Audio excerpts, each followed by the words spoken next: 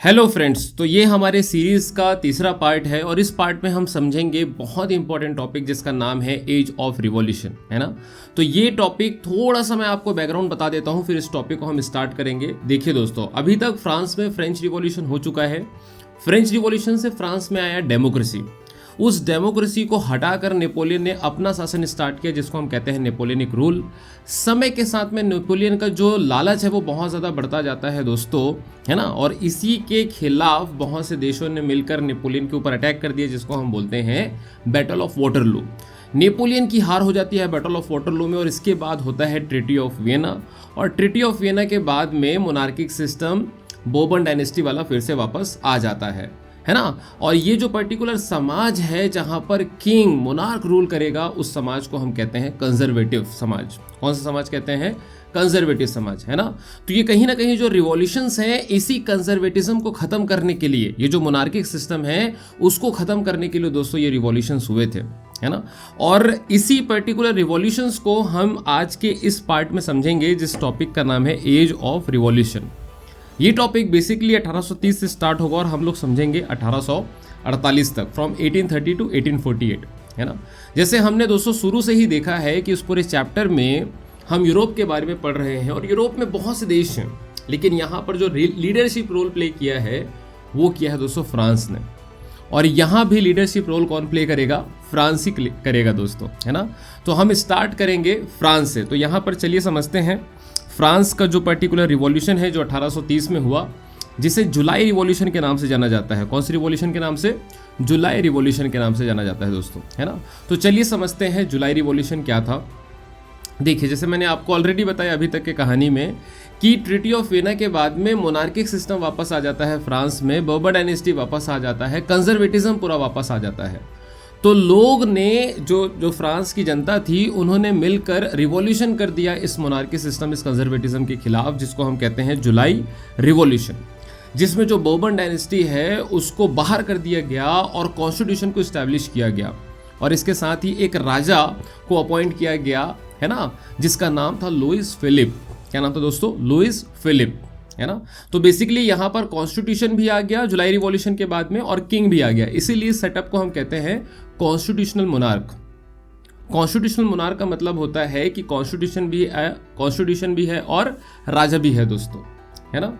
I hope this is clear to all of you. तो इसी revolution को, जिसमें बोर्बन डायनेस्टी का खात्मा हो जाता है और कॉन्स्टिट्यूशनल मोनार्की चालू होता है फ्रांस में, इस रिवॉल्यूशन को हमने कहा जुलाई रिवॉल्यूशन, जो 1830 में हुआ था, है ना। यही बात यहाँ पर लिखी गई है, देखिए।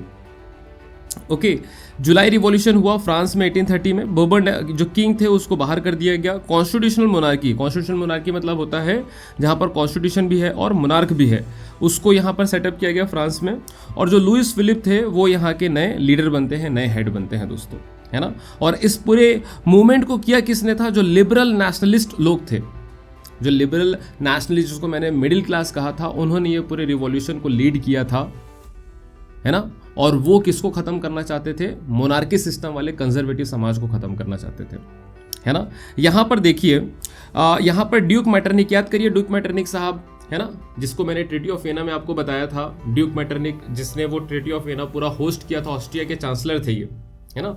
तो ड्यूक मैटरनिक ने यहाँ पर फ्रांस के बारे में एक बहुत इंपॉर्टेंट स्टेटमेंट दिया है, जिसको मैंने पहले भी बताया है आपको, कि when France sneezes the rest of the Europe catches cold. इसका मतलब होता है कि जब फ्रांस को छींक आती है तो पूरे यूरोप को सर्दी हो जाता है ना। इसका एक मीनिंग ये है दोस्तों कि अगर फ्रांस में कोई छोटा सा भी घटना हो रहा है तो उसका जो इम्पैक्ट है वो पूरे यूरोप पर पड़ता है। और यहाँ जो ये पर्टिकुलर रिवॉल्यूशन स्टार्ट हो रहा है फ्रांस में, ये आगे जाके पूरे यूरोप में होने लगेगा। ये इसका ब्रॉडर मीनिंग है इस पूरे स्टेटमेंट का। ये स्टेटमेंट बहुत ही इंपॉर्टेंट है, ये बोर्ड एग्जामिनेशन में दोस्तों कई बार पूछा जा चुका है ना। तो इसको बहुत अच्छे से आप लोग अपने नोटबुक में नोट करते चलेंगे। आगे बढ़ते हैं दोस्तों। यहाँ पर आप देखिए, है ना, कि जो मैंने आपको यहाँ पर लिखा था उसी का यहाँ पर एक नोट्स मैं आपको प्रोवाइड कर रहा हूँ कि ये जो पर्टिकुलर मूवमेंट था, जो जुलाई रिवॉल्यूशन हुआ था 1830 में, इसको लिबरल नेशनलिस्ट लोगों ने किया था। एजुकेटेड मिडिल क्लास जो है, ये एजुकेटेड मिडिल क्लास, इसमें प्रोफेसर्स, स्कूल टीचर्स, क्लर्क्स, है ना, कमर्शियल मिडिल क्लास, ये सभी लोग आ जाते हैं। ये हुआ था जुलाई 1830 में, जिसमें बोर्बन जो किंग थे उनको बाहर कर दिया गया। इसके बाद कॉन्स्टिट्यूशनल मोनार्की पीरियड आता है, जिसके लीडर होते हैं लुइस फिलिप, है ना। और ये जो मैटरनिक साहब ने जो स्टेटमेंट दिया था, when France finishes the rest of the Europe catches cold वाला, ये आपका आ जाता है। तो इसको बिल्कुल आपको नोटबुक में नोट करते हुए आगे चलना है ना। अब इसके बाद देखिए दोस्तों, थोड़ा सा यहाँ पर आप कहानी देखिए। अब ये देखिए दोस्तों, ये फ्रांस है हमारा, आप मैप में देख सकते हैं, ये क्या है, फ्रांस है। अब फ्रांस में रिवॉल्यूशन हो रहा है तो जाहिर बात में वो आसपास के दूसरे एरियाज के लोगों को भी इंस्पिरेशन देगा, है ना। तो यही बगल में कौन है दोस्तों, बेल्जियम, है ना। तो बेल्जियम के लोगों ने देखा कि फ्रांस में रिवॉल्यूशन के ऊपर रिवॉल्यूशन होता जा रहा है और हम लोग बैठे हुए हैं यहाँ पर, है ना, तो क्यों ना हम भी रिवॉल्यूशन करें। तो यहाँ पर दोस्तों बेल्जियम के लोगों ने फ्रांस के लोगों से इंस्पिरेशन लेते हुए अपने यहाँ भी रिवॉल्यूशन कर दिया। और रिवॉल्यूशन की ज़रूरत क्यों पड़ी, क्योंकि यहाँ पर जो बेल्जियम है वो 1830s के आसपास इस नीदरलैंड के कब्जे में था, है ना। उस समय नीदरलैंड को यूनाइटेड किंगडम ऑफ नीदरलैंड कहा जाता था। तो ये जो यूनाइटेड किंगडम ऑफ नीदरलैंड है, ये पूरे बेल्जियम वाले हिस्से को ऐसा कब्जा करके रखा हुआ था। तो नीदरलैंड ने बेसिकली किससे आज़ादी चाहिए, बेल्जियम ने बेसिकली किससे आज़ादी चाहिए, इस नीदरलैंड से आज़ादी चाहिए दोस्तों, है ना।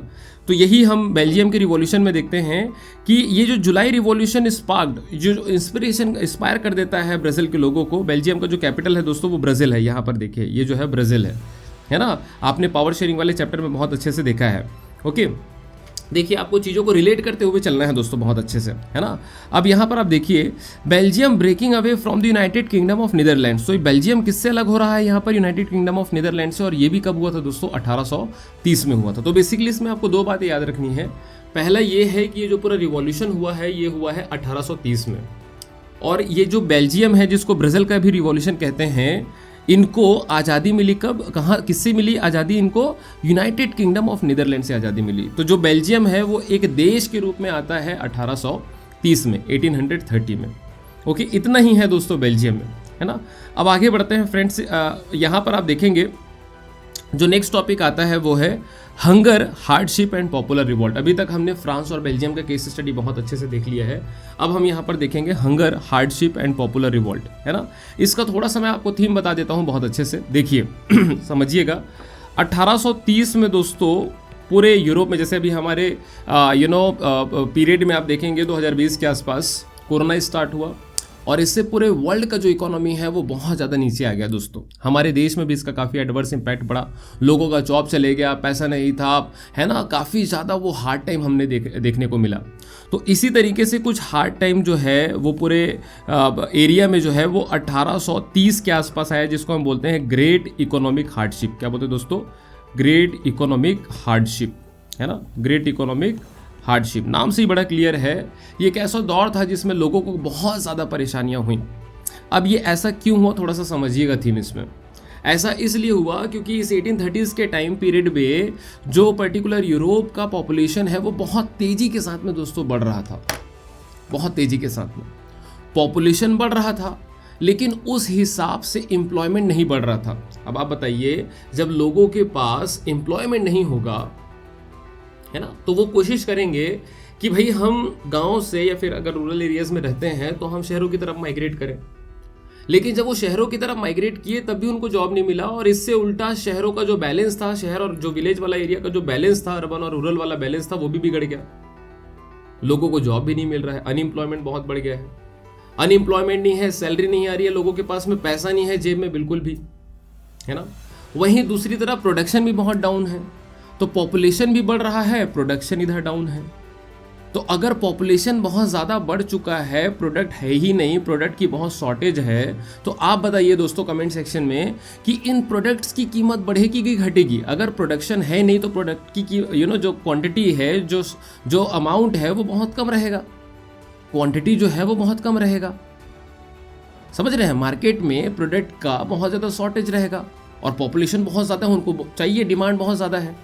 तो नॉर्मल सी बात है कि प्रोडक्ट के प्राइसेस बढ़ेंगे दोस्तों, प्रोडक्ट के प्राइसेस क्या होंगे, बढ़ेंगे। अभी हमारे ही टाइम पे आप देखिए, जब मार्केट में किसी प्रोडक्ट की शॉर्टेज हो जाती है तो उसका अमाउंट बहुत बढ़ जाता है ना। जैसे फॉर एग्जांपल अभी जो आप देखेंगे, अगर मान लीजिए टोमेटो का बहुत शॉर्टेज हो गया मार्केट में, तो टोमेटो की प्राइस बहुत ज़्यादा बढ़ जाती है। तो उस समय यूरोप में भी ऐसे ही कुछ हुआ था। यूरोप में दोस्तों हुआ था कि जो प्रोडक्शन हो ही नहीं रहा था, बहुत कम हो रहा था प्रोडक्शन, जिसकी वजह से प्रोडक्ट का शॉर्टेज हो गया था मार्केट में। इसकी वजह से प्रोडक्ट की कीमत बहुत ज़्यादा बढ़ गई थी। और दूसरी तरफ लोगों के पास जॉब नहीं है, लोगों के पास पैसा नहीं है, तो वो खरीदेंगे कैसे? और अगर वो खरीदेंगे नहीं, फॉर एग्जाम्पल अगर वो अनाज खरीद नहीं पा रहे हैं तो वो खाएंगे किसको, है ना? तो एक ज़बरदस्त तरीके का गरीबी आ चुका था पूरे यूरोप के मार्केट में, और लोगों के पास कोई ऑप्शन नहीं था, कोई चारा नहीं था सिवाय अपने लीडर की तरफ देखने का, अपने राजा की तरफ देखने का कि राजा कुछ करेगा, राजा कुछ बेहतर पॉलिसीज बनाएगा। अल्टीमेटली राजा ने कुछ नहीं किया और लोगों को घर से बाहर आना पड़ा रिवॉल्यूशन करने के लिए, है ना? तो इस particular hard time, great economic depression जो है वो आगे जाके किसको लीड करेगा? रिवॉल्यूशन को लीड करेगा। और ये रिवॉल्यूशन भी कहाँ होगा दोस्तों? फ्रांस में होगा, है ना? तो ये बोर्ड एग्जामिनेशन में बहुत बार पूछा जा चुका है कि what are the causes of this hardship, what are the causes of this great economic hardship that took place in 1830s, है ना? तो ये बहुत ही इंपॉर्टेंट टॉपिक है, 5 स्टार में दोस्तों हमेशा पूछा जाता है बोर्ड एग्जामिनेशन में। इसके जो पॉइंट्स हमने यहाँ पर लिखे हुए हैं इसको हम एक बार देख लेते हैं कि पॉपुलेशन यूरोप का बहुत ज़्यादा बढ़ रहा था 19th सेंचुरी में। 19th सेंचुरी मतलब कि 1800 से 1900 का पीरियड, है ना? चूंकि हम लोग 1830 के आसपास का बात कर रहे हैं इसलिए किसमें आएगा? 19th सेंचुरी में आएगा दोस्तों, है ना? More seekers of job than employment, मतलब जितने लोगों को जॉब चाहिए था उतना जॉब ही नहीं था, तो लोग क्या होंगे? अनएम्प्लॉयड बन जाएंगे, बेरोजगार हो जाएंगे, है ना? Population from rural areas migrated to cities, तो अब पॉपुलेशन क्या करेगा? जो रूरल एरियाज में जॉब ही नहीं था वो कहाँ जाएंगे? सिटी एरिया में जाएंगे काम की तलाश में, लेकिन वहाँ भी उनको नहीं मिलेगा काम, है ना? तो इससे अनएम्प्लॉयमेंट बहुत ज़्यादा जो है दोस्तों वो बढ़ता जाएगा, बढ़ता जाएगा। Small producers with stiff competition from imports of cheap machine made goods from England. अब देखिए इंग्लैंड में इंडस्ट्रियलाइजेशन स्टार्ट हो चुका था 1750s में, 1750 में इंग्लैंड में इंडस्ट्रियलाइजेशन स्टार्ट हो चुका है। अब वो कहाँ आ चुका है?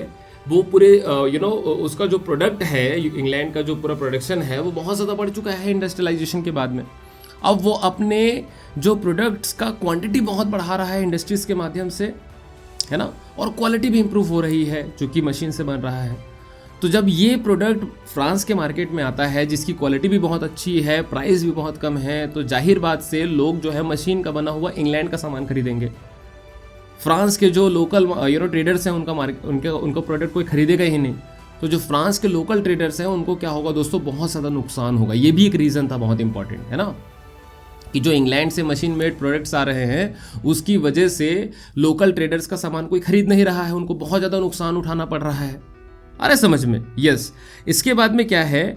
In textile production which was carried out mainly in Holmes, और सबसे ज़्यादा इसका डिसएडवांटेज पड़ा टेक्सटाइल प्रोडक्शन में, क्योंकि उस समय जो कपड़ा बनाने का उद्योग था, टेक्सटाइल जो बनाने का प्रोसेस था वो बेसिकली लोग बाग अपने घरों से करते थे। अब मशीन से बना हुआ कपड़ा आ रहा है, बहुत क्वालिटी में अच्छा, प्राइस में कम, है ना? तो जो लोग हैं वो मशीन से बना हुआ कपड़ा खरीदेंगे, लोगों का घर से बनाया हुआ कपड़ा अब नहीं खरीदेंगे। तो बहुत ज़्यादा प्रॉब्लम किसको होता है? ये टेक्सटाइल बनाने वाले लोगों को होता है जो पहले घर से बनाया करते थे अपना सामान, है ना? Peasants struggle under the burden of feudal dues and obligations. अब जो पीजेंट्स हैं, किसान हैं, उनका भी बहुत कंडीशन खराब है क्योंकि उनके ऊपर लोन बहुत आ चुका है फ्यूडल लोगों का, है ना? अब उनको लोन भी रीपे करना है, इंटरेस्ट भी रीपे करना है, इस वजह से पीजेंट्स का भी इकोनॉमिकल कंडीशन बहुत ज़्यादा खराब है यहाँ पर, है ना? The rise of food prices. अब फूड प्राइजेस क्यों बढ़ा? याद करिए, मैंने आपको बताया था एक्सप्लेनेशन में कि प्रोडक्शन जो है वो बहुत कम है और पॉपुलेशन बढ़ गया है। तो प्रोडक्शन कम है तो शॉर्टेज है प्रोडक्ट का, इसलिए प्राइस उसका क्या हो गया है? बहुत ज़्यादा बढ़ गया है दोस्तों, है ना? And bad harvest. अब देखिए गरीबी पे आटा गिला, और उसी समय जो है वो पूरा फसल भी खराब हो गया, है ना? तो इस वजह से इनका जो कंडीशन है वो और बहुत ज़्यादा खराब हो गया दोस्तों, जिसकी वजह से बहुत ज़्यादा गरीबी आ जाती है। और इसी पीरियड को, इसी टाइम को हम कहते हैं ग्रेट इकोनॉमिक हार्डशिप या फिर हंगर हार्डशिप। एंड इसी की वजह से क्या होगा? पॉपुलर रिवॉल्ट होगा। क्या होगा दोस्तों? पॉपुलर रिवॉल्ट होगा। लोग हैं अभी भूखे, है ना? ये काफ़ी स्ट्रगल वाला टाइम है, हार्डशिप, और इसी की वजह से आगे क्या होगा? रिवॉल्ट होगा। तो इस टॉपिक के ऊपर में कई बार दोस्तों बोर्ड एग्जामिनेशन में क्वेश्चन पूछा जा चुका है। मैंने ऑलरेडी बताया कि ये 5 स्टार टॉपिक है। अब देख लेते हैं कि किस टाइप के क्वेश्चंस इसके ऊपर आते हैं बोर्ड एग्जामिनेशन में, है ना? तो समझते हैं। यहाँ पर देखिएगा, यहाँ पर दिया हुआ है describe any 3 economic hardship faced by Europe in 1830s, है ना? तो ये वाला एक पॉइंट है, इसमें आप 3 बहुत आसानी से बता सकते हो कि लोग अनएम्प्लॉयड हो गए थे, प्राइजेस प्रोडक्ट की बहुत ज़्यादा बढ़ चुकी थी, है ना? बैड हार्वेस्ट हो गया था, तो इस तरीके से आप आसानी से 3 यहाँ पर इकोनॉमिक हार्डशिप बता सकते हैं। ये बेसिकली 3 मार्क्स में आया था। इसके बाद क्या है, इसी तरीके का एक और क्वेश्चन है जिसमें आंसर सेम होगा। देखिए क्वेश्चंस के टाइप्स बदल जाते हैं लेकिन आंसर वही होता है। आपको ये स्किल डेवलप करना पड़ेगा, आपको क्वेश्चन पहचानना पड़ेगा दोस्तों। और ये आप क्वेश्चन तभी पहचान पाएंगे जब आप क्वेश्चंस की प्रैक्टिस करेंगे। तो ये जो मैं क्वेश्चंस आपको बता रहा हूँ ये प्रीवियस ईयर बोर्ड एग्जामिनेशन में पूछे गए क्वेश्चंस हैं इन टॉपिक से, तो इनको बहुत अच्छे से आपको प्रैक्टिस करना है ना। इसका आंसर यही होगा जो मैंने अभी आपको एक्सप्लेन किया है। अंडरस्टूड। यहाँ पर देखिए, the decade of 1830s had broad great economic hardship in Europe, support the statement with arguments. तो ये आर्ग्यूमेंट्स क्या है, यही आर्ग्यूमेंट्स को आपको पूरा क्या करना है, एक्सप्लेन करना है। अंडरस्टूड। तो आई होप कि आपको एक अच्छा आइडिया मिल चुका होगा किस टाइप का क्वेश्चन आता है बोर्ड एग्जामिनेशन में इस पर्टिकुलर टॉपिक से, है ना। आगे बढ़ते हैं फ्रेंड्स। नेक्स्ट है, अब देखिए यहाँ पर मैंने बताया ना आपको कि ये लोग बाग भूखे हैं, इसकी वजह से बहुत डिफिकल्ट टाइम चल रहा है और इसके बाद में लास्ट में क्या करेंगे, लोग बाग रिवोल्ट करेंगे दोस्तों, है ना। तो यहाँ पर वही हुआ, चूंकि मैंने बताया फ्रांस में हो रहा था बेसिकली, है ना। मेन सेंटर जो था वो फ्रांस था। तो लोग बाग ने राजा से एक्सपेक्ट किया कि राजा जो है हमको इस मुसीबत वाले टाइम से बाहर निकालेंगे, हमारे लिए बेटर पॉलिसीज बनाएंगे, प्रोग्राम बनाएंगे। लेकिन राजा दोस्तों बहुत पैसिव था। राजा ने कोई इनिशिएटिव नहीं लिया, कोई प्रोग्राम पॉलिसीज नहीं बनाया। इसकी वजह से लोग बाग राजा से बहुत खुश होंगे कि बहुत नाराज होंगे, डेफिनेटली बहुत ज़्यादा नाराज होंगे, है ना। और इसके बाद लास्ट में लोगों ने किया रिवॉल्ट, राजा को बाहर फेंक दिया और सिर्फ कॉन्स्टिट्यूशन बचता है फ्रांस में। और जो देश अकॉर्डिंग टू कॉन्स्टिट्यूशन चलता है, जहाँ पर कोई राजा नहीं होता, उस देश को हम कहते हैं रिपब्लिक पीरियड या फिर रिपब्लिक कंट्री, जहाँ पर जो पर्टिकुलर देश का लीडर होगा वो चुन के आएगा, इलेक्शन के माध्यम से आएगा। और वो इलेक्शन में वोट कौन देंगे, लोग बाग देंगे। लेकिन फ्रांस में उस समय विमेन को वोटिंग राइट नहीं था, सिर्फ मेल लोग वोट करेंगे, है ना। यस। तो ये वाले जो पार्ट को हमने क्या नाम दिया, रिवॉल्ट। ये कहाँ हुआ, फ्रांस में हुआ। कब हुआ, 1848 में। कौन से महीने में हुआ, फरवरी में। इसीलिए इसको Feb revolution of France in 1848 का नाम से भी जाना जाता है। इसका मेन कॉज क्या था, great economic hardship that took place इन 1830, है ना। आपको पूरा बहुत अच्छे से आई होप कि समझ में आ चुका होगा दोस्तों, है ना। यहाँ पर फिर से एक बार देख लेते हैं।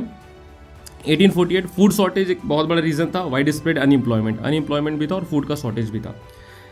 लुइस फिलिप जो है वो भाग जाता है ना। और यहाँ पर उसके बाद में नेशनल असेंबली जो है वो रिपब्लिक हो जाता है। क्यों, क्योंकि सिर्फ कॉन्स्टिट्यूशन बचता है। याद करिए जुलाई रिवॉल्यूशन के बाद में constitution plus king Louis Philippe आए थे। अब लुइस फिलिप भाग गए तो बचा क्या, सिर्फ कॉन्स्टिट्यूशन। और मैंने ऑलरेडी आपको बताया कि जो देश सिर्फ कॉन्स्टिट्यूशन के अकॉर्डिंग चलता है उसको हम क्या कहते हैं, रिपब्लिक पीरियड कहते हैं। अब इसके बाद हमने सफरेज मतलब क्या होता है, right to vote. What is the meaning of suffrage, voting, है ना। तो suffrage to all adult males, सिर्फ मेल को मिला, फीमेल को नहीं मिला। फीमेल को कब मिलेगा, 1946 में। फ्रांस स्पेसिफिकली मैं बात कर रहा हूँ।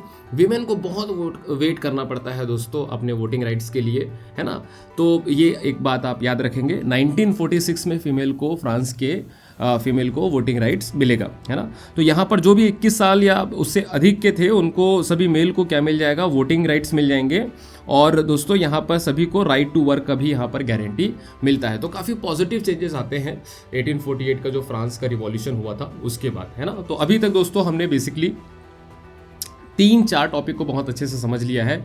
एक हमने देखा जुलाई का रिवॉल्यूशन जो फ्रांस में हुआ था, उसके बाद हमने देखा बेल्जियम का रिवॉल्यूशन जो बेल्जियम ब्राज़ील वाले इलाके में हुआ था 1830s में। इसके बाद हमने देखा ग्रेट इकोनॉमिक हार्डशिप जो 1830 से स्टार्ट हुआ था, और इसी का रिजल्ट हमने देखा फेब रिवॉल्यूशन जो फ्रांस में हुआ 1848 में, है ना। तो इतनी सारी चीज़ों को हमने बहुत अच्छे से अभी तक कंप्लीट कर लिया है दोस्तों। आई होप बहुत अच्छे से आपको समझ में आया होगा, है ना। एक देखिए एक और छोटा सा इंसिडेंट है जो बहुत ही इंपॉर्टेंट है, आपको अच्छे से समझना चाहिए। इस पूरे पीरियड में आप समझिए कि हम सिर्फ मिडिल क्लास की बात कर रहे हैं कि अमीर इतना अमीर है कि उनको कोई प्रॉब्लम ही नहीं है, गरीब इतना गरीब है कि उनके पास समय ही नहीं है, उनके पास शिक्षा ही नहीं है, एजुकेशन ही नहीं है, आइडियाज़ ही नहीं है ना। तो पूरा रिवॉल्यूशन कौन कर रहा है, सिर्फ मिडिल क्लास कर रहा है। लेकिन दोस्तों ये वाला जो पूरा स्टोरी है ये एक एक्सेप्शन है कि सिर्फ मिडिल क्लास ने रिवॉल्यूशन नहीं किया था, गरीबों ने भी रिवॉल्यूशन किया था। तो ये हम चलते हैं, पोलैंड का छोटा सा केस स्टडी है। पोलैंड का एक एरिया है दोस्तों जिसको बोलते हैं साइलेशिया। क्या बोलते हैं, साइलेशिया। वहाँ पर 1848 में जो वीवर्स थे उन्होंने रिवॉल्ट कर दिया, है ना। अब भाई वीवर्स ने रिवॉल्ट क्यों किया, क्योंकि उस समय वीवर्स जो थे उनको जो कॉन्ट्रैक्टर होते हैं ना, ठेकेदार होते हैं कॉन्ट्रैक्टर, वो उनको कॉन्ट्रैक्ट देते हैं, वो उनको रॉ मटेरियल देते हैं कॉटन, जिसको उनको कपड़ा बना के रिटर्न करना होता है। स्टार्टिंग में ये जो कॉन्ट्रैक्टर होते हैं वो व्यूवर्स को बहुत अच्छा सैलरी देते हैं, बहुत अच्छा पैकेज देते हैं, लेकिन बाद में उनके सैलरीज को, उनके वेजेस को वो कम कम कम और इतना कम कर देते हैं कि सर्वाइवल करना बहुत मुश्किल हो गया था किनके लिए, व्यूवर्स के लिए। तो अल्टीमेटली लास्ट में व्यूवर्स करते तो करते क्या, उन्होंने कर दिया दोस्तों रिवॉल्ट इन ठेकेदारों के खिलाफ, इन कॉन्ट्रैक्टर्स के खिलाफ, है ना। और ये काफ़ी जाके आगे पॉपुलर भी होता है, जिसमें कई व्यूवर्स की डेथ हुई थी, है ना। और इन सभी स्टोरी जो था, रियल लाइफ स्टोरी जो था, उसको कौन रिपोर्ट कर रहे हैं, एक जर्नलिस्ट थे जिनका नाम था विल्हेम वॉल्फ, है ना। तो याद रखिएगा कि इन्होंने ये पूरा रिपोर्टिंग किया था, जर्नलिस्ट विल्हेम वॉल्फ ने इस पूरे केस स्टडी को रिपोर्टिंग किया था दोस्तों, है ना। Okay, I hope this is also clear to all of you कि सिर्फ मिडिल क्लास ने नहीं किया था रिवॉल्यूशन, कुछ जगहों पर पुअर लोगों ने भी इनिशिएटिव लिया था और रिवॉल्यूशन किया था एक्सप्लॉयटेशन के खिलाफ, है ना। आगे बढ़ते हैं दोस्तों, आगे फिर से यहाँ पर आते हैं ओके लिबरल्स की तरफ, है ना। अब पुअर से कहाँ आएंगे हम लोग, लिबरल्स की तरफ आएंगे।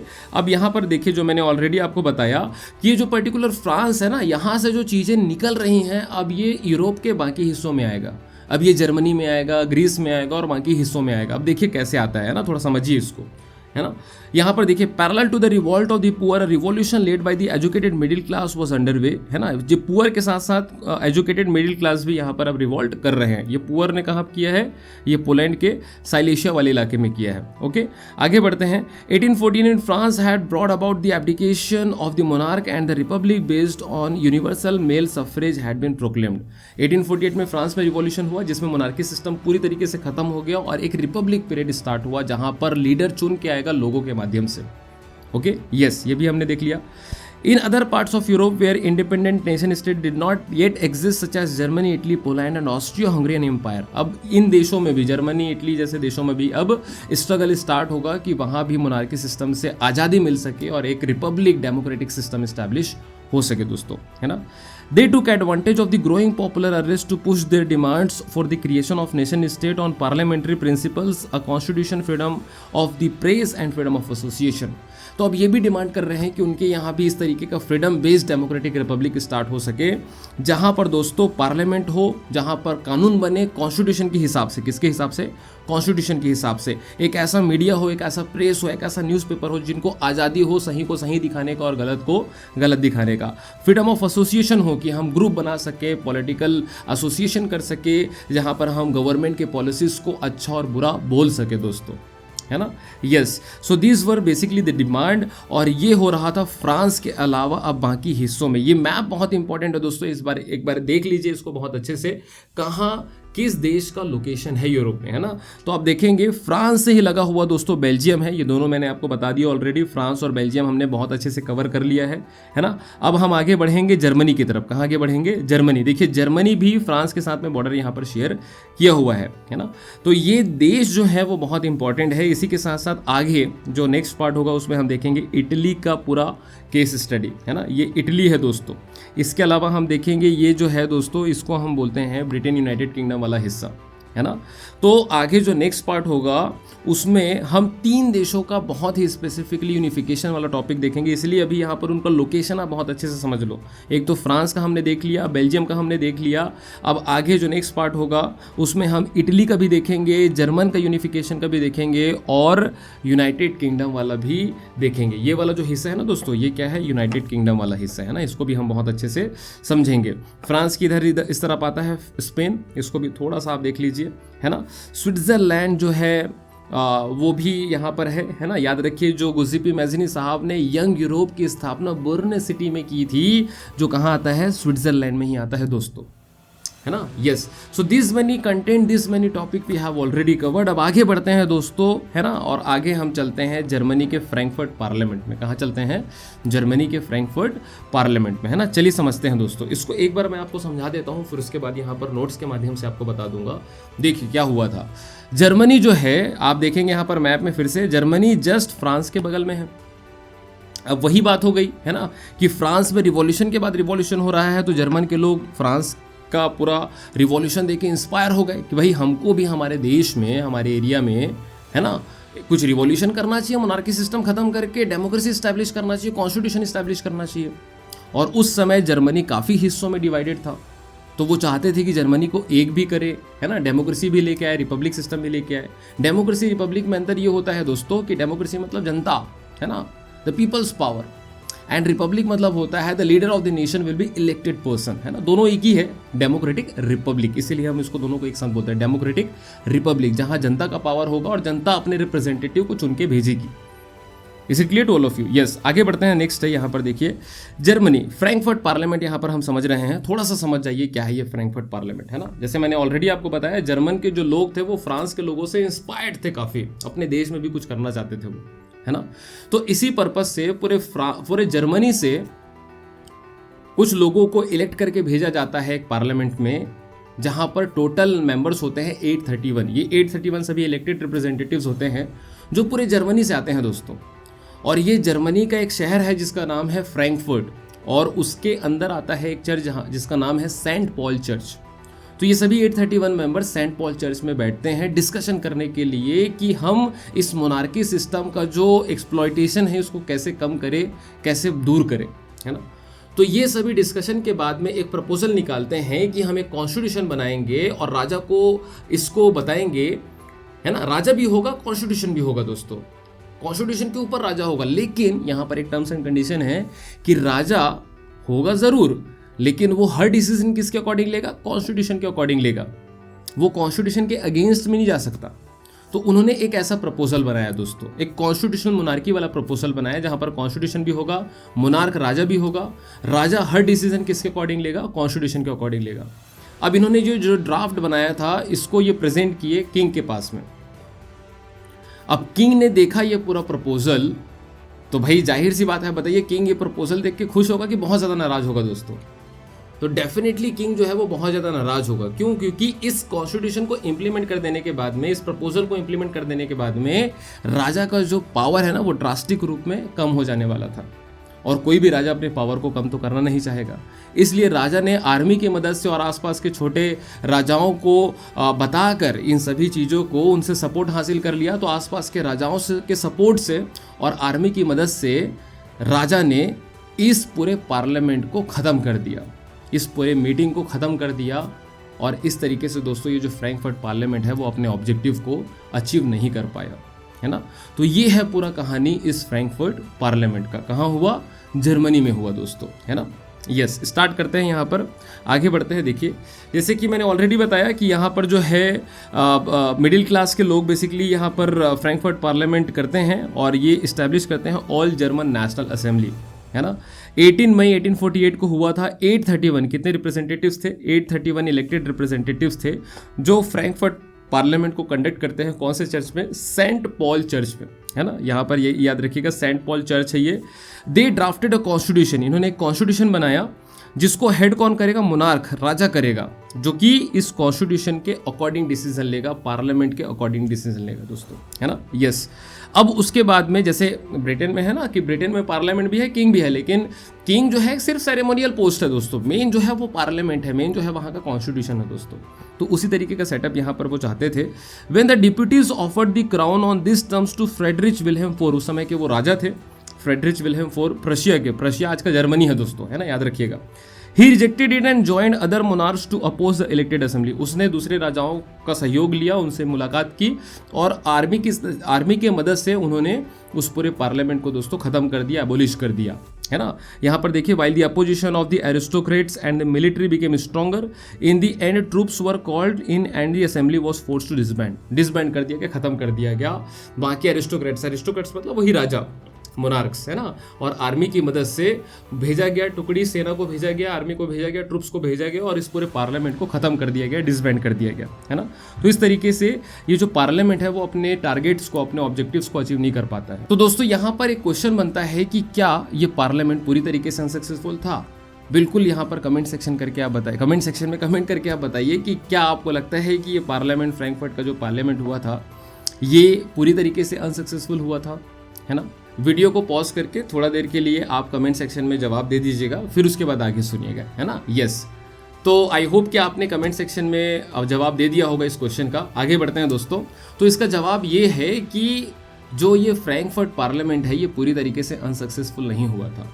इसलिए अनसक्सेसफुल नहीं हुआ था दोस्तों, क्योंकि जीवन में हम कोई भी काम करते हैं ना पूरी मेहनत के साथ में, है ना, वो भले ही रिजल्ट सक्सेसफुल या अनसक्सेसफुल, लेकिन आगे उसका बेनिफिट जरूर मिलता है अगर हमने वाकई में बहुत मेहनत किया है, सच्चे मन से मेहनत किया है। तो यहाँ भी चूंकि लोगों ने काफ़ी मेहनत किया था, है ना, कि किसी भी तरीके से कॉन्स्टिट्यूशन इस्टेब्लिश हो जाए, तो कॉन्स्टिट्यूशन तो इस्टेब्लिश नहीं हो पाया, लेकिन राजा लोगों को समझ में आ गया, मोनार्क लोगों को समझ में आ गया कि ऐसे बात नहीं बनने वाली।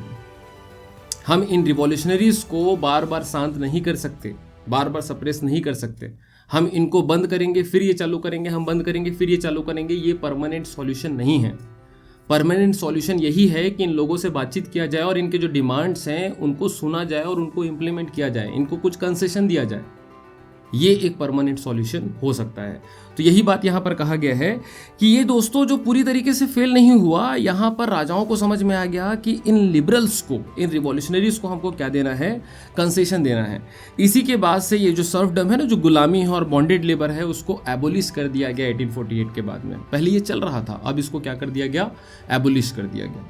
तो ये कुछ पॉजिटिव आउटकम थे इस पूरे फ्रैंकफर्ट पार्लियामेंट के, है ना। आई होप कि दोस्तों ये फ्रैंकफर्ट पार्लियामेंट, जर्मन पार्लियामेंट का जो पूरा केस स्टडी है, जो पूरा कहानी है, आपको बहुत अच्छे से समझ में आया होगा, है ना। आगे बढ़ते हैं, नेक्स्ट है, अब इसी टॉपिक में, फ्रैंकफर्ट पार्लियामेंट वाले टॉपिक में एक विमेन वाला भी एंगल है ना। विमेन के साथ में यहाँ पर बहुत गलत होता है, बहुत डिस्क्रिमिनेशन होता है। विमेन बेचारी बहुत मेहनत की थी शुरुआत से ही, लेकिन उनको यहाँ पर एक्टिव पार्टिसिपेशन का मौका नहीं मिलता है।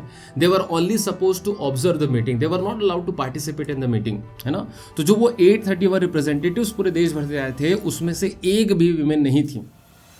ओके, और यहाँ पर आप देखेंगे आगे, ये जो पूरा पार्लियामेंट हो रहा है, ये पूरा फ्रैंकफर्ट पार्लियामेंट है दोस्तों। ये जो इमेज दिखा रहा है, ये पूरा फ्रैंकफर्ट पार्लियामेंट है। यहाँ पर आप देखिए, यहाँ जो पूरे मेल हैं, ये पूरा पार्टिसिपेशन कर रहा है बहुत अच्छे से, और ये जो आपको ऊपर दिख रहा है ना, ये फीमेल हैं जो पूरे डिस्कशन को सिर्फ और सिर्फ ऑब्जर्व कर रही हैं। इनको पार्टिसिपेशन करने का बिल्कुल अधिकार नहीं है दोस्तों, है ना। तो यहाँ पर आप बहुत अच्छे से इस चीज़ को समझ गए कि उस समय विमेन को इक्वल वोटिंग राइट्स नहीं मिलता था, इक्वल पार्टिसिपेशन का अधिकार नहीं था, डिस्क्रिमिनेशन होता था विमेन के खिलाफ, है ना।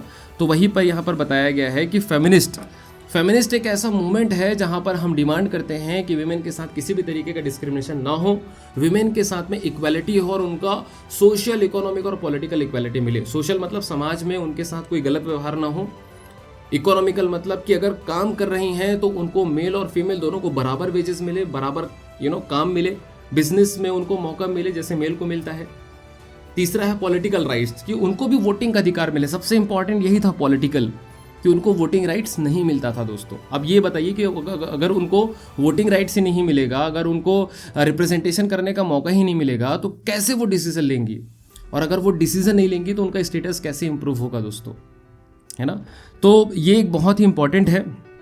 देखिए, awareness of women's rights and interest based on the belief of the social, economic and political equality of the gender is called as feminist, है ना। ये आप डेफिनेशन है, बहुत अच्छे से इसको आप समझ चुके होंगे आई गेस, है ना। Women had formed their own political associations, founded newspapers and taken part in political meetings and demonstrations, है ना।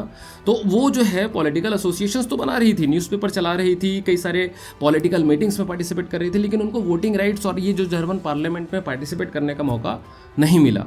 ये एक डिस्क्रिमिनेशन था, है ना। Frankfurt parliament, women were admitted only as observers, बहुत इंपॉर्टेंट पॉइंट है, only as observers to stand in the visitors gallery, है ना। यहाँ पर बेचारियाँ सिर्फ खड़ी हुई हैं, सिर्फ देख रही हैं चीज़ों को, पार्टिसिपेशन का कोई मौका, कोई चांस है ही नहीं। Okay, yes. So Frankfurt parliament I hope कि बहुत अच्छे से हमने समझ लिया है। आगे बढ़ते हैं दोस्तों, नेक्स्ट हमारा टॉपिक है वो है ग्रीक वॉर ऑफ इंडिपेंडेंस, है ना। समझते हैं ये क्या है ग्रीक वॉर ऑफ इंडिपेंडेंस। थोड़ा सा इसका मैं आपको पहले कहानी बता देता हूँ। अभी तक हमने देख लिया है फ्रांस का केस स्टडी, उसके बाद दोस्तों हमने देखा है बेल्जियम का केस स्टडी, उसके बाद हमने देखा है ग्रेट इकोनॉमिक डिप्रेशन, हार्डशिप वाला पूरा जो टाइम था वो देखा है। ग्रेट इकोनॉमिक हार्डशिप बेसिकली ये है 1830s में आया था। उसके बाद हमने देखा फ्रांस में फिर से एक रिवॉल्यूशन हो जाता है, जिसको Feb revolution of France in 1848 के नाम से जाना जाता है। इसके बाद हमने देखा फ्रैंकफर्ट पार्लियामेंट, उसके बीच में हमने देखा था पोलैंड वाला केस स्टडी, जहाँ पर वीवर्स लोग जो है वो रिवॉल्ट करते हैं, है ना। इतनी सारी चीज़ों को हमने अभी तक बहुत अच्छे से समझ लिया है, देख लिया है। अब इसके आगे जो है वो है ग्रीक वॉर ऑफ इंडिपेंडेंस, है ना। ग्रीस वाला जो कंट्री है वो है, यहाँ पर हम देखेंगे।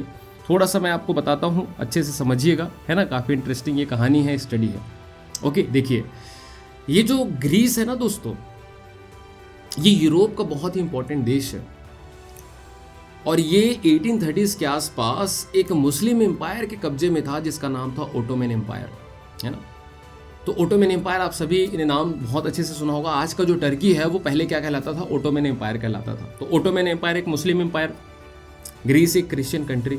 तो पहला डिफरेंस क्या आ गया, रिलीजन का डिफरेंस आया गया कि जो रूल कर रहा है वो इस्लामिक नेशन है और जो कॉलोनी बना हुआ है, गुलाम बना हुआ है, वो क्या है दोस्तों, क्रिश्चियन कंट्री है।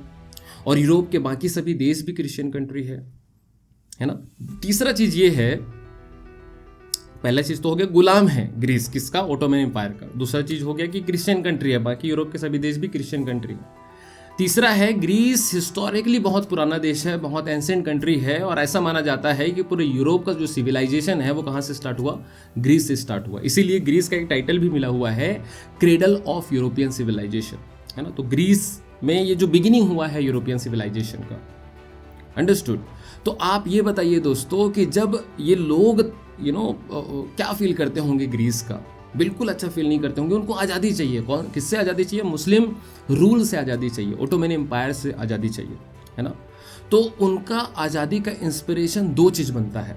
पहला कि भाई रिलीजन, कि हमारा रिलीजन क्रिश्चियन है, कैसे इस्लामिक नेशन हमारे ऊपर रूल कर सकता है। दूसरा उनका इंस्पिरेशन बनता है पास्ट, कि हम पास्ट में आज़ाद थे, एंसेंट टाइम पे हम आज़ाद थे, तो आज क्यों हम गुलाम हैं, है ना। तो ये जो चीज़ है उनका आज़ादी का एक इंस्पिरेशन बनता है और लोग लग जाते हैं फिर आज़ादी के लिए, है ना। और उनको यूरोप के बाकी देशों से भी फुल सपोर्ट मिलता है क्योंकि यूरोप के बाकी देश भी क्रिश्चियन कंट्रीज़ हैं। उस यूरोप के बाकी जो आर्टिस्ट होते हैं, पोइट्स होते हैं, उन्होंने भी अपना फुल सपोर्ट दिया ग्रीस को, ताकि ग्रीस क्या हो जाए, आज़ाद हो जाए दोस्तों। ऐसे ही एक पोइट थे जिनका नाम था लॉर्ड बायरन, जो इंग्लैंड से आते थे, इंग्लिश मैन थे, लेकिन उन्होंने ग्रीस की आज़ादी के लिए अपना सब कुछ दे दिया। आखिरी में दोस्तों इनकी डेथ हो जाती है 1824 में ड्यू टू फीवर, है ना। तो इस तरीके से बहुत स्ट्रगल करते हैं ग्रीस के लोग और ये पूरा स्ट्रगल 1821 में स्टार्ट होता है, 1832 तक चलता है और फाइनली 1832 में ग्रीस और ओटोमन एम्पायर का एक ट्रीटी होगा, एक एग्रीमेंट होगा, जिसको हम बोलते हैं ट्रीटी ऑफ कॉन्स्टेंटिनोपल। क्या नाम है, ट्रीटी ऑफ कॉन्स्टेंटिनोपल। जैसे ट्रीटी ऑफ वियना में वियना एक देश के अंदर एक जगह का नाम था ना, उसी तरीके से ट्रीटी ऑफ कॉन्स्टेंटिनोपल में कॉन्स्टेंटिनोपल एक जगह का नाम है जो आज के डेट में इस्तांबुल के नाम से जाना जाता है, जो है टर्की का हिस्सा, ओटोमन एम्पायर का हिस्सा, है ना। तो इस ट्रीटी ऑफ कॉन्स्टेंटिनोपल के बाद में ग्रीस को दोस्तों फाइनली आज़ादी मिल जाती है। तो आज़ादी कब स्टार्ट हुई, 1821 में, और आज़ादी कब कंप्लीट हो जाएगी, 1832 में। तो ये रहा पूरा ग्रीस का कहानी, पूरा ग्रीस का स्टोरी। अब यहाँ पर मैं आपको नोट्स के माध्यम से बता देता हूँ। देखिए दोस्तों, यहाँ पर ये नोट्स बहुत इंपॉर्टेंट है, आपको अपने नोटबुक में लिखते चलना है। ऐसा आप स्क्रीनशॉट लेके मत रख लीजिएगा, आपको अपने नोटबुक में अच्छे से लिखते चलना है, क्योंकि इससे आपकी हैंड राइटिंग बहुत इंप्रूव होगी, है ना। आगे बढ़ते हैं। बोर्ड एग्जामिनेशन में handwriting also plays an important role, क्योंकि बोर्ड एग्जामिनेशन में आपको इंडिविजुअली कोई नहीं जानता, आपका प्रेजेंटेशन ही आपका आंसर शीट है ना। तो लिखने का प्रैक्टिस बहुत अच्छे से दोस्तों करते चलिएगा। आगे बढ़ते हैं। नेक्स्ट यहाँ पर मैं आपको बताते चलता हूँ पॉइंट। देखिए यहाँ पर जो ये पूरा रिवॉल्यूशनरी एक्टिविटीज़ है, ये कब से स्टार्ट हुआ, 1821 से स्टार्ट हुआ, है ना। यहाँ पर आप देखिए, other Greeks living in exile and also from several waste European countries, है ना, ओके, क्योंकि वो ग्रीक कल्चर को बहुत रिस्पेक्ट करते थे, है ना। यस, यहाँ पर देखिए पोइट्स एंड आर्टिस्ट, और जो ग्रीस के जो लोग थे जो बाहर देश में रहते थे, उन्होंने भी बहुत सपोर्ट किया ग्रीस के इस पूरे आज़ादी में, है ना, इस पूरे स्ट्रगल में। Poets and artist lauded Greece as the cradle of European civilisation. देखिए क्रेडल, बिगिनिंग, जो यूरोपियन सिविलाइजेशन का बिगिनिंग कहाँ से हुआ, इस ग्रीस से ही हुआ दोस्तों, है ना। यस, तो ये पोइट्स एंड आर्टिस्ट ने भी ग्रीस को बहुत ज़्यादा सपोर्ट किया, okay, against this Muslim Ottoman empire.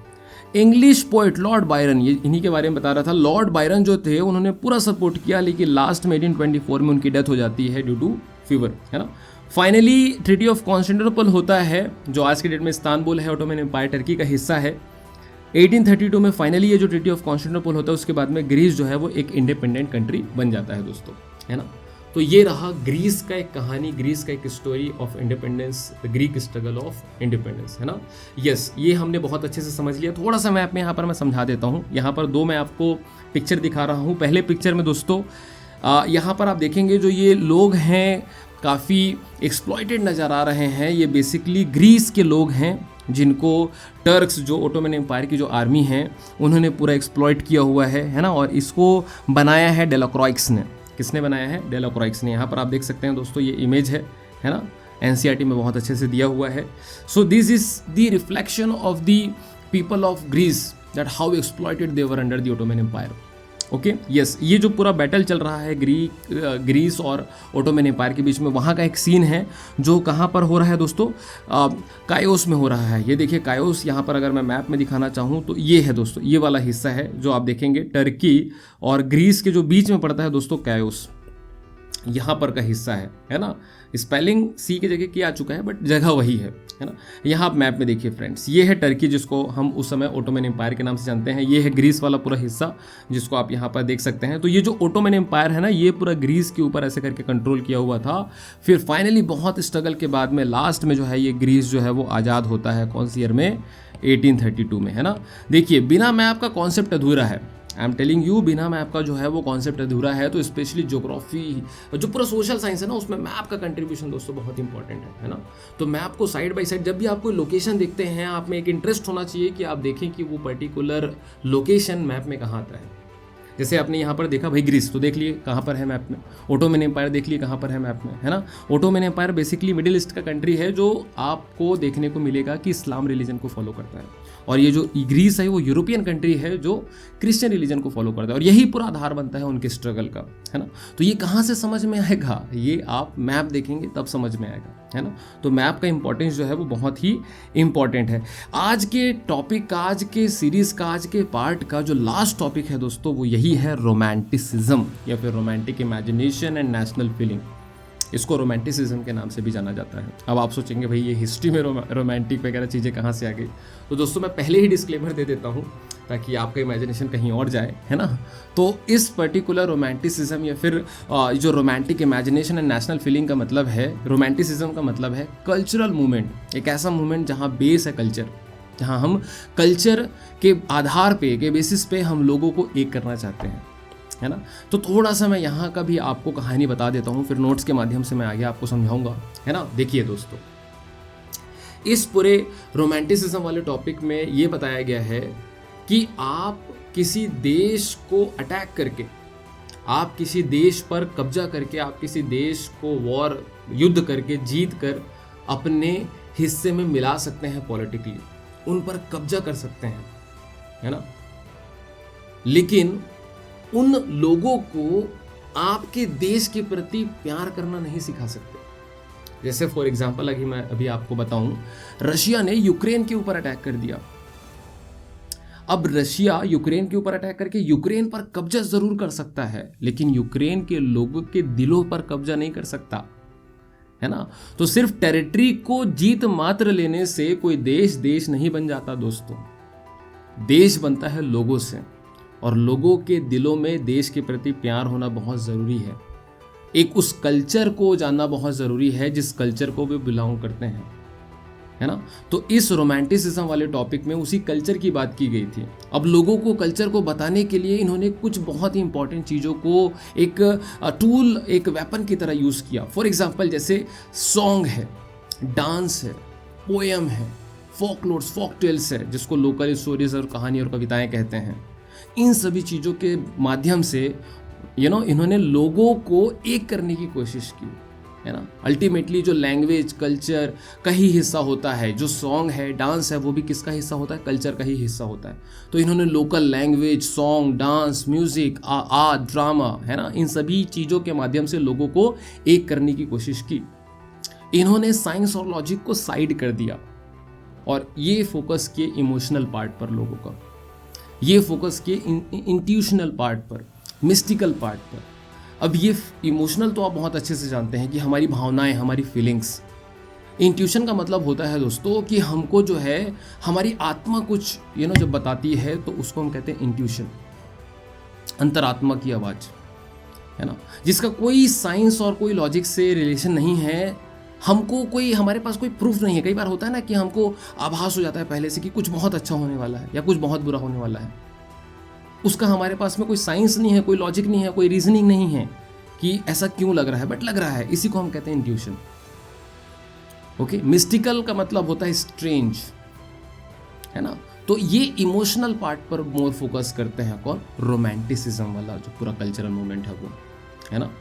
यहाँ पर दोस्तों 3 बहुत ही इंपॉर्टेंट ग्रेट पर्सनालिटीज हैं जिसके बारे में आपको बहुत अच्छे से जानना है। एक है जो है जोहान गॉटफ्रेड हर्डर, क्या नाम है दोस्तों, जोहान गॉटफ्रेड हर्डर, है ना। तो जोहान गॉटफ्रेड हर्डर ने कहा कि अगर जर्मनी के लोगों को एक करना है तो उनको अपने कल्चर के बारे में पता होना बहुत ज़रूरी है। बिना वो कल्चर के बारे में जाने एक हो नहीं सकते। कॉमन लोगों की बात कर रहे थे जहां पर इनको कहा गया है डैश वॉक, है ना। So common public of the Germany must know their culture. ये किनका बात है, जोहान गॉटफ्रेड हर्डर की बात है ये, जो बहुत बड़े फिलोसोफर थे रोमांटिसिज्म के। ओके, दूसरा यहां पर आते हैं पर्सनालिटीज, ग्रीम ब्रदर्स, है ना। ग्रीम ब्रदर्स हैं, 2 भाई थे। इन्होंने अपने जर्मनी, ये भी जर्मनी के थे, है ना। तो इन्होंने दोस्तों अपने जर्मन कल्चर को बचाने के लिए, क्योंकि उस समय जर्मन कल्चर फ्रेंच कल्चर के इन्फ्लुएंस में आ जा रहा था, जैसे आज हमारा भारत जो है ना वो वेस्टर्न कल्चर के इन्फ्लुएंस में आ गया है, उसी तरीके से उस समय जर्मन कल्चर फ्रेंच कल्चर के इन्फ्लुएंस में आ गया था। तो इन्होंने अपने जर्मन कल्चर को बचाने के लिए पूरे देश भर से, जर्मनी से फोक टेल्स, फोकलोर को कलेक्ट किया, जो लोकल कहानी कविताएं होती हैं ना उनको कलेक्ट किया और लोगों को बताया कि ये है हमारी असली हकीकत, ये है हमारा असली पहचान, ये है हमारी असली कल्चर। और इन्होंने अपने लैंग्वेज को भी डेवलप करने में बहुत कंट्रीब्यूशन किया। इन्होंने दोस्तों पूरा डिक्शनरी बनाया जर्मन लैंग्वेज का, और इनका मेन ऑब्जेक्टिव यही था ग्रीम ब्रदर्स का कि हम हमारे देश को फ्रेंच इन्फ्लुएंस से बचाएं और अपने लैंग्वेज को और ज़्यादा से ज़्यादा डेवलप करें। Okay, on the basis of folk tales and folklores, on the basis of language. तो ये रहा ग्रीम ब्रदर्स का कहानी। इसके बाद आता है दोस्तों जो नेक्स्ट पर्सनालिटी है वो है कैरोल कुरपेंस्की। क्या नाम है दोस्तों, कैरोल कुरपेंस्की। ये थे पोलैंड के। ये लोगों को एक करना चाहते थे म्यूजिक और डांस के माध्यम से, है ना। आपको पता होना चाहिए कि music and dance is also the part of culture. Okay, तो म्यूजिक इन्होंने दिया ओपेरा। ओपेरा का एक मैसेज दिया कि भाई ओपेरा एक म्यूजिक है, जैसे हमारे देश में होता है ना शास्त्रीय संगीत, वैसे ही ओपेरा है। ओके, तो ओपेरा के माध्यम से ये लोगों को एक करना चाहते थे। उसी तरीके से पोलैंड के बहुत ज़बरदस्त और फेमस डांस फॉर्म्स हैं जिनका नाम है पोलोनाइज और माजुरका। तो ये पोलोनाइज और माजुरका के माध्यम से भी लोगों को क्या करना चाहते थे, एक करना चाहते थे दोस्तों। तो ये 3 पर्सनालिटीज़ हैं जिनका नाम आप बहुत अच्छे से याद रखिएगा। एक है जोहान गॉटफ्रेड हर्डर, दूसरे हैं ग्रीम ब्रदर्स, और तीसरे हैं दोस्तों कैरोल कुरपेंस्की, है ना। कैरोल कुरपेंस्की आपके पोलैंड के थे, और जो बाकी 2 पर्सनालिटीज़ है ग्रीम ब्रदर्स और जोहान गॉटफ्रेड हर्डर, वो जर्मनी के थे दोस्तों, है ना। फिर यहाँ पर आई होप कि आपको ये बहुत अच्छे से समझ में आया होगा। एक छोटा सा नोट और मैं बता देता हूँ। जोहान गॉटफ्रेड हर्डर ने कल्चर की बात की थी कि लोगों को कल्चर पता होना चाहिए। ग्रीम ब्रदर्स ने फ्रेंच इन्फ्लुएंस से बचाने की बात की थी अपने कल्चर को, जर्मन कल्चर को, फोकलोर फोकटेल के माध्यम से, और अपने लैंग्वेज को, जर्मन लैंग्वेज को बहुत इंप्रूव किया। और कैरोल कुरपेंस्की म्यूजिक और डांस को बहुत इंपॉर्टेंस देते थे। म्यूजिक में ओपेरा और डांस में पोलोनाइज एंड माजुरका, है ना। तो ये आपका एक रिवीजन हो गया दोस्तों इस पूरे टॉपिक का। लास्ट में इसी रोमांटिसिज्म में है लोकल लैंग्वेज का इंपॉर्टेंस, है ना। तो लोकल लैंग्वेज का इंपॉर्टेंस आप समझने के लिए थोड़ा सा पोलैंड वाले हिस्से में आपको जाना पड़ेगा। मैं मैप में अभी आपको दिखाऊंगा। जब आप वर्ल्ड मैप में देखेंगे दोस्तों तो पोलैंड जो है वो रशिया के बगल में है। आप याद करिए ट्रीटी ऑफ वियना, है ना। तो ट्रीटी ऑफ वियना में जो जीते हुए देश थे उन्होंने नेपोलियन के एरियाज को आपस में बांट लिया था। तो नेपोलियन वाला हिस्सा कहाँ आता है, रशिया में। तो रशिया किसको कब्जा किया हुआ था, पोलैंड को कब्जा किया था दोस्तों, है ना। तो Poland was under the control of Russia, और रशिया चाहता था कि पोलैंड का जो लोकल कल्चर है वो इग्नोर हो जाए और पोलैंड के जो लोग हैं वो रशियन कल्चर को फॉलो करें, रशियन लैंग्वेज को फॉलो करें, है ना। तो आप बताइए दोस्तों कि क्या पोलैंड के लोग इसको पसंद करेंगे। जैसे मैंने स्टार्टिंग में बताया कि आप ज़बरदस्ती किसी देश को कब्जा तो कर सकते हो, लेकिन उनके देश के लोगों के दिलों में राज करना मोर इम्पॉर्टेंट होता है ना। दिल जीतना ओके बहुत बड़ी बात है दोस्तों, बहुत ऊंची बात है। एरिया को तो फिर भी जीता जा सकता है। तो रशिया के लोग जो हैं, रशिया का जो गवर्नमेंट है वो पोलैंड के लोगों का दिल नहीं जीत पाया, है ना। पोलैंड के लोग थे रशियंस के अंडर में, लेकिन जब भी वो आपस में मिलते थे, बात करते थे पॉलिश लैंग्वेज में। जब भी चर्च का कोई मीटिंग होता था, गैदरिंग होता था, मैसेज दिया जाता था पॉलिश लैंग्वेज में ही। तो वो अपने पॉलिश लैंग्वेज को एक मैटर ऑफ टूल यूज़ करते थे, वेपन यूज़ करते थे अगेंस्ट रशियन डोमिनेंस, है ना। तो ये लोकल लैंग्वेज का इंपॉर्टेंस है। और आप ही बताइए दोस्तों बहुत अच्छे से कि अगर आप लोकल लैंग्वेज का यूज़ करते हैं तो आप अपने मैसेज को बहुत अच्छे से डिलीवर कर सकते हैं। फॉर एग्जांपल, अगर मान लीजिए कि मैं गांव में जाता हूं और वहां पर लोगों को इंग्लिश में बताने की कोशिश करता हूं, कोई नहीं समझेगा। लेकिन अगर मैं वहां पर जाके लोकल लैंग्वेज में उनको बताने की कोशिश करता हूं तो सभी बहुत अच्छे से समझ जाएंगे। तो लोकल लैंग्वेज का जो इंपॉर्टेंस है उसको हमको समझना पड़ेगा। लोकल लैंग्वेज से मैसेज बहुत अच्छे से डिलीवर होता है, बहुत अच्छे से लोगों के दिलों तक पहुंचता है और लोग बातों को बहुत अच्छे से समझते हैं। अल्टीमेटली लैंग्वेज का काम ही यही है कि अपने मैसेज को सामने वाले तक पहुंचाना, है ना। तो लोकल लैंग्वेज को हम कैसे इग्नोर कर सकते हैं। तो लोकल लैंग्वेज है वो इस पूरे रोमांटिसिज्म का बहुत बड़ा हिस्सा था, है ना। तो आई होप कि ये जो पूरा टॉपिक है बहुत अच्छे से आपको समझ में आया होगा। एक बार नोट्स के माध्यम से हम इसको समझ लेते हैं, है ना। यहाँ पर आप देखिए दोस्तों, यहाँ पर आप देखिए culture played an important role, और इसमें जो आर्ट है, पोइट्री है, स्टोरीज है, म्यूजिक है, ये सभी चीज़ें इसमें आ जाएंगी। ओके, यहाँ पर नेशनलिस्ट सेंटिमेंट्स को जगाने की कोशिश की थी कल्चरल मूवमेंट के द्वारा, और यहाँ पर साइंस और रीजनिंग को जो है वो इग्नोर कर दिया गया, और emotions, intuition and mystical feeling जो मैंने आपको बताया था ना, उस पर ज़्यादा फोकस किया गया, इमोशनल पार्ट पर ज़्यादा फोकस किया गया। ओके, यहाँ पर आप देखिए their effort was to create a sense of shared collective heritage and common cultural past. देश बनाने का एक बेसिस हो जो हो कॉमन कल्चर, ये यहाँ पर रोमांटिसिज्म बताता है हम सभी को, है ना। यहाँ पर जोहान गॉटफ्रेड हरर साहब हैं, यहाँ पर आप उनके इमेज को देख सकते हैं, ये है जोहान गॉटफ्रेड हरर साहब। इन्होंने कहा कि कॉमन जो लोग हैं उनको कल्चर पता होना चाहिए, कॉमन लोगों को कहा जाता है डैश वॉक, है ना। यस, और यहाँ पर जो है it was through folk songs, folk poetry and folk dances that the true spirit of the nation, जैसे नेशन को यहाँ पर क्या कहा जाता है, वॉक्जेस्ट वॉज पॉपुलराइज्ड। यहाँ पर जो फोक सॉन्ग्स, फोक डांस है ना, और जो पोएट्री है, लोकल पोएट्री है, उसको यहाँ पर पॉपुलराइज करने की कोशिश की गई थी ताकि लोग चीज़ों को बहुत अच्छे से समझे और यूनिटी फील कर सके, कलेक्टिव आइडेंटिटी का एहसास उनको हो सके, है ना। आगे बढ़ते हैं। यहाँ पर the emphasise on vernacular language, vernacular language का मतलब होता है local language, and the collection of local folklores was not just to recover an ancient national spirit but also to carry the modern nationalist message to large audience who were most illiterate। तो जो illiterate लोग होते हैं, जो पढ़े लिखे नहीं हैं, उनके तक मैसेज पहुंचाने का सबसे बेस्ट माध्यम होता है कि उनके लोकल लैंग्वेज में आप बात करिए, उनको बहुत अच्छे से समझ में आएगा, है ना। इसके बाद दोस्तों कैरोल कुरपेंस्की साहब हैं, यहाँ पर आप देख सकते हैं कैरोल कुरपेंस्की साहब। इन्होंने म्यूजिक और डांस को बहुत फोकस किया। तो म्यूजिक में क्या आ जाएगा, ओपेरा, और डांस में क्या आ जाएगा, पोलनाइज एंड माजुरका। ये सभी पोलैंड के हैं दोस्तों, है ना। तो कैरोल कुरपेंस्की पोलैंड के हैं, है ना, और ये जो पोलनाइज और माजुरका है ये भी पोलैंड का डांस फॉर्म है। ओके, आगे बढ़ते हैं। नेक्स्ट है ग्रीम ब्रदर्स। ये जो है दोस्तों कौन है, ग्रीम ब्रदर्स हैं। यहाँ पर आप देख सकते हैं, थोड़ा सा मैप यहाँ पर बड़ा करके दिखा देता हूँ। ग्रीम ब्रदर्स हैं, ये हैं कैरोल कुरपेंस्की साहब, और ये हैं हमारे जोहान गॉटफ्रेड हरर साहब, है ना। आगे बढ़ते हैं। यहाँ पर नेक्स्ट है, तो इन्होंने क्या कहा, क्या फॉक टेल्स जो पूरे जर्मनी के थे उनको कलेक्ट किया, और ये फ्रेंच डोमिनेशन को दोस्तों कम करना चाहते थे, ख़त्म करना चाहते थे। जर्मन कल्चर को, जर्मन हिस्ट्री को, कल्चर को आगे बढ़ाना चाहते थे, लैंग्वेज को आगे बढ़ाना चाहते थे। कौन, ये ग्रीम ब्रदर्स, है ना। तो ये रहा इस ग्रेट पर्सनालिटीज़ के बारे में। इसके बाद यहाँ पर आता है लैंग्वेज, है ना। तो लैंग्वेज जो है यहाँ पर थोड़ा समझ लीजिए कि लैंग्वेज जो है, जैसे मैंने आपको ऑलरेडी बताया कि पोलिश जो लैंग्वेज है उन्होंने, पोलैंड के लोगों ने रशियन डोमिनेंस के खिलाफ बहुत अच्छे से यूज़ किया, है ना। उस समय रशिया का इन्फ्लुएंस था, रशिया का जो गवर्नमेंट था उन्होंने कंपलसरी कर दिया था कि आपको रशियन लैंग्वेज में बात करना इस तरीके से, है ना। अब उसके बाद में पोलिश लोगों ने इसको एक वेपन की तरह यूज़ किया, एक टूल की तरह यूज़ किया, और उन्होंने जब भी चर्च की गैदरिंग होती थी या रिलीजियस इंस्ट्रक्शन देना होता था वो सिर्फ पोलिश लैंग्वेज में ही बात करते थे, जिसकी वजह से बहुत से प्रेस्ट बिशप्स को जेल में डाल दिया गया या फिर साइबेरिया में, है ना, लेबर कैंप में डाल दिया गया, जहाँ पर उनसे दिन रात काम कराया जाता था। तो या तो अगर वो रशियन इंस्ट्रक्शंस को फॉलो नहीं कर रहे हैं, रशियन लैंग्वेज में बात नहीं कर रहे हैं, पोलिश लैंग्वेज में बात कर रहे हैं, तो या तो उन बिशप्स को, उन प्रीस्ट्स को, है ना, जेल में डाल दिया जाता था, या फिर साइबेरिया में जो लेबर कैंप्स होता था वहाँ पर भेज दिया जाता था दोस्तों। Exploitation. Okay, yes. The use of Polish came to be seen as a symbol of the struggle against Russian dominance. तो ये जो पॉलिश लैंग्वेज है दोस्तों, इसको एक सिंबल की तरह यूज किया गया अगेंस्ट द रशियन डोमिनेंस, है ना।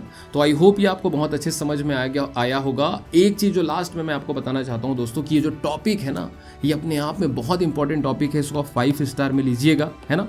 काफ़ी ज़्यादा इंपॉर्टेंट है ये टॉपिक। ओके, जो ये पूरा रोमांटिसिज्म वाला टॉपिक है, ये बहुत ही ज़्यादा इंपॉर्टेंट टॉपिक है, बहुत अच्छे से इसको आप समझिएगा, है ना। इसके आधार पे बहुत बार क्वेश्चन आए हुए हैं बोर्ड एग्जामिनेशन में, है ना। पैटर्न, अलग अलग पैटर्न से क्वेश्चंस को पूछा गया है, जिसमें से 3 मैं आपको सैंपल यहाँ पर बता रहा हूँ। ये प्रीवियस ईयर बोर्ड एग्जामिनेशन में पूछे गए क्वेश्चंस के सैंपल है दोस्तों। यहाँ पर आप देखिए, पहला question, culture had played an important role in the development of nationalism in Europe during the 18th and 19th century, support the statement with examples. तो ये जो कल्चरलिज्म है ना, जो कल्चरल मूवमेंट है, इसी को आपको एग्जाम्पल के माध्यम से बताना है। तो इन्हीं कंटेंट्स को यूज़ करना है, जो यहाँ पर मैंने कंटेंट आपको बताया है, इसी कंटेंट को क्या करना है, आपको यूज़ करना है। नेक्स्ट है, how did nationalism develop through culture in Europe, explain. अब यहाँ पर भी आपको इसी रोमांटिसिज्म वाले चीज़ को ही बताना है, जहाँ पर आप बताएंगे कि कैसे कल्चरल मूवमेंट चलता है, कैसे साइंस और रीजनिंग को इग्नोर किया जाता है, साइड किया जाता है, कैसे फोकस किया जाता है इमोशनल पार्ट पर, इंट्यूशनल पार्ट पर, मिस्टिकल पार्ट पर। जो बहुत इंपॉर्टेंट पर्सनालिटीज़ हैं, जैसे कि ग्रीम ब्रदर्स, कैरोल कुरपेंस्की, है ना, और जो जोहान गॉटफ्राइड हर्डर हैं, इन्होंने कैसे अपने रिस्पेक्टिव देशों में अपना कंट्रीब्यूशन दिया। ओके, लैंग्वेज का क्या इंपॉर्टेंस है, लोकल लैंग्वेज की बात कर रहा हूँ यहाँ पर मैं। म्यूजिक का क्या इंपॉर्टेंस है, डांस का क्या इंपॉर्टेंस है, फोक टेल्स, फोकलोर्स का क्या इंपॉर्टेंस है, लोकल कहानी कविताओं का क्या इंपॉर्टेंस है। इसको आपको बहुत अच्छे से यहाँ पर डिलीवर करना है एग्जाम्पल्स के माध्यम से। आप एग्जाम्पल दे सकते हैं पोलैंड से, आप एग्जाम्पल दे सकते हैं जर्मनी से, है ना। तो इस तरीके से आपको इस आंसर को मैनेज करना है दोस्तों। नेक्स्ट है यहाँ पर, explain any 3 ways in which nationalist feeling were kept alive in Poland in the 18th and 19th century. तो पोलैंड का यहाँ पर एग्जांपल देना है, आप दे सकते हैं कैरोल कुरपेंस्की का, ओपेरा का, है ना, डांस फॉर्म का, जैसे माजुरका है, पोलनाइज है, इसका आप बहुत अच्छे से यूज़ करके लोकल लैंग्वेज का भी फ्लेवर डाल सकते हैं कि कैसे पोलैंड के लोगों ने लोकल लैंग्वेज का यूज़ किया अगेंस्ट द रशियन डोमिनेंस, है ना। तो इस तरीके से आप इन सभी कंटेंट्स का यूज़ करके बहुत ज़बरदस्त तरीके से क्वालिटी आंसर बना सकते हैं दोस्तों, है ना। यहाँ पर हमारा मेन ऑब्जेक्टिव है कि बच्चों का हम यहाँ पर कैपेसिटी बिल्डिंग करें, हम आपको कंटेंट दें, आंसर फ्रेमिंग आप खुद करना सीखें, है ना। यहाँ पर दोस्तों हम आपको सोचना सिखाएंगे, हम आप में कैपेसिटी बिल्डिंग करेंगे, स्पून फीडिंग नहीं करेंगे कि हर चीज़ हम ही आपको दे रहे हैं, है ना। तो क्वेश्चन यहाँ पर है, डिस्कशन हमने बहुत अच्छे से कर दिया है। अब आप इसको सीरियसली, ये मेरा होमवर्क है आप सभी को, कि इस पूरे क्वेश्चन का आंसर आप बहुत अच्छे से अपने नोटबुक में लिखेंगे। Okay, I hope you will do it by heart. बहुत अच्छे से आप करेंगे मेहनत, और इस मेहनत का आपको फल भी मिलेगा आगे आने वाले बोर्ड एग्जामिनेशन में। Okay, yes. तो आज के इस पूरे लेक्चर में दोस्तों हमने बहुत ही इम्पॉर्टेंट चीज़ों को देखा, जिसमें से पहला जो था वो है, एक शॉर्ट रिकैप ले लेते हैं 1 मिनट का, उसके बाद आज का ये जो क्लास है यहीं पर ख़त्म करेंगे। आज की क्लास में दोस्तों जो पहला टॉपिक है उसको हमने देखा जुलाई रिवॉल्यूशन। जुलाई रिवॉल्यूशन के बाद में उसी के बगल में, फ्रांस के बगल में है दोस्तों बेल्जियम। जुलाई रिवॉल्यूशन कहाँ हुआ था? फ्रांस में हुआ था। फ्रांस के बगल में कौन है? बेल्जियम। तो बेल्जियम रिवॉल्यूशन हुआ। उसके बाद में दोस्तों ग्रेट इकोनॉमिक हार्डशिप आया 1830s का। उसके बाद में फ्रांस में फिर से एक रिवॉल्यूशन हो गया जिसको बोलते हैं Feb revolution of 1848 in France, है ना। इसके बाद में हम जाते हैं ग्रीस में, जहाँ पर ग्रीक वॉर ऑफ इंडिपेंडेंस हो जाता है। फिर उसके बाद में जर्मन पार्लियामेंट वाला देखा हमने कहानी 1848 में जहाँ पर होता है। फिर लास्ट में हमने देखा इस पूरे कहानी का कि कैसे रोमांटिसिज्म एक बहुत ही इंपॉर्टेंट रोल प्ले करता है नेशनलिस्टिक फीलिंग डेवलप करने में लोगों के मन में on the basis of culture. तो ये सभी चीज़ों को हमने बड़ा ज़बरदस्त तरीके से देखा है। बीच बीच में हमने आपको इंपॉर्टेंट क्वेश्चंस भी बताने की कोशिश की है जो बोर्ड एग्जामिनेशन में आता है। अब आपकी रिस्पॉन्सिबिलिटी है दोस्तों कि इन क्वेश्चंस को सिर्फ सुन के इग्नोर नहीं कर देना है, इसका आंसर बहुत अच्छे से नोटबुक में लिखना है। So that's it in today's class. Friends, अगर आपको हमारा वीडियो पसंद आया है तो प्लीज़ इसको लाइक करिए, शेयर करिए और सब्सक्राइब करिए चैनल को। That is also very very important, है ना। और अपने लोगों के, अपने दोस्तों के साथ में शेयर करना बिल्कुल मत भूलिएगा। अगर कहीं भी कोई भी सिंगल % भी डाउट है तो बिल्कुल कमेंट सेक्शन में कमेंट करके पूछिए। We will definitely try to give you reply. So with this note, we are ending this class. Thank you so much. Bye-bye. Take care. Thank you.